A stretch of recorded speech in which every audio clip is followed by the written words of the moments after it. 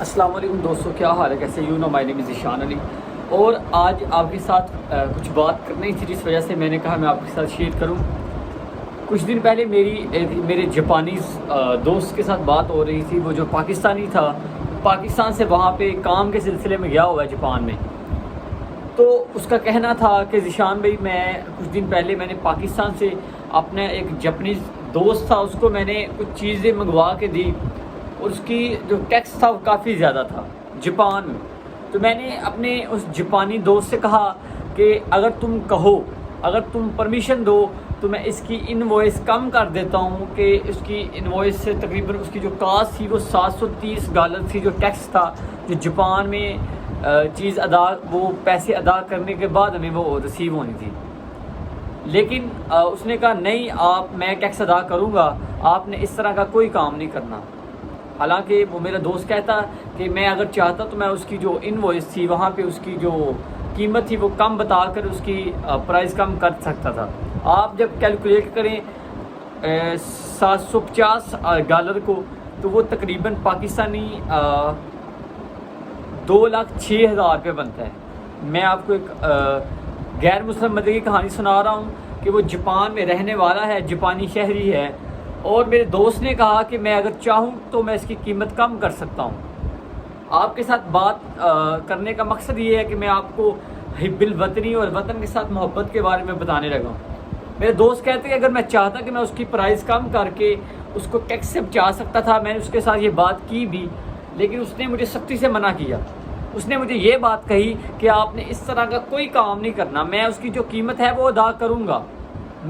دوست کہتا ہے میں حیران ہو گیا کہ مطلب یہ بندہ کس طرح کی بات کر سکتا ہے. میرے ملک میں تو اس طرح نہیں ہے. ہم لوگ تو جھوٹ بولتے ہیں. اگر ایک جو پروڈکٹس ہے یا کوئی چیز ہے اس کی قیمت $10 ہے، ہم اس کو $2 میں انوائس چینج کریں گے تاکہ اس کا ہمیں ٹیکس ادا کرنا نہ پڑے. لیکن وہ جاپانی کہہ رہا ہے کہ اس طرح نہ کر، میں اس کا ٹیکس ادا کروں گا.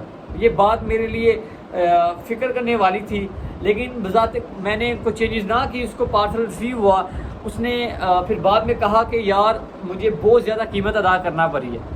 اس نے تقریباً $750 ادا کیے اس چیز کے لیے. وہ لیدر کی جیکٹ تھی اور اس کا ٹیکس جو اس نے اپنے ملک کو دیا وہ $750 تھے.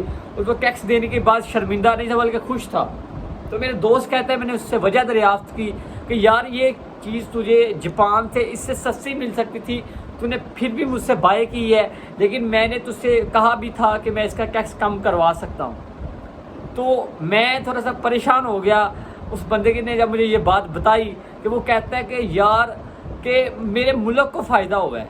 اگر مجھے $750 کے $7,000 بھی ادا کرنے ہوتے میں کرتا، کیونکہ میرے ملک کو میرے پیسوں سے فائدہ ہونا تھا. یہ پیسہ کہیں باہر نہیں گیا، یہ میرے ملک میں رہا ہے، میرے ملک کی گورنمنٹ کے پاس گیا ہے. تو بات کرنے کا مقصد یہ ہے وہ غیر ملکی لوگ ہیں اور وہ اپنے ملک کے ساتھ کتنا مخلص ہیں، اور آپ اور میں ہم کس جگہ کے اوپر ہیں. ہمارے نبی کریم صلی اللہ علیہ وسلم نے ہمیں کیا حکم دیا اور ہم کیا کریں. میں آج اپنے آفس میں تھا تو میں نے کہا میں آپ کے ساتھ یہ بات شیئر کروں. یہ بات مجھے اچھی لگی اور میں نے کہا کہ میں شیئر کروں کہ ہم لوگ کس طرف جا رہے ہیں. وہی غیر مسلم جو دین کو نہیں مانتے تو وہ لوگ عمل کر رہے ہیں، لیکن ہمارا کیا حال ہے. تو اللہ تعالیٰ ہمیں عمل کی توفیق دے. اور وہ اپنے ملک کے ساتھ کتنے مخلص ہیں، اور ان کے آگے بڑھنے کی ریزن ہی یہ ہے، جاپان کے آگے نکل جانے کی ریزن یہ ہے کہ وہ اپنے ملک کے ساتھ مخلص ہیں. ہم لوگ اپنے بھائی کے ساتھ مخلص نہیں ہیں، ہم ملک کے ساتھ کیسے مخلص ہوں گے. اور اسی کے ساتھ دیجیے اجازت ہو کہ اللہ حافظ.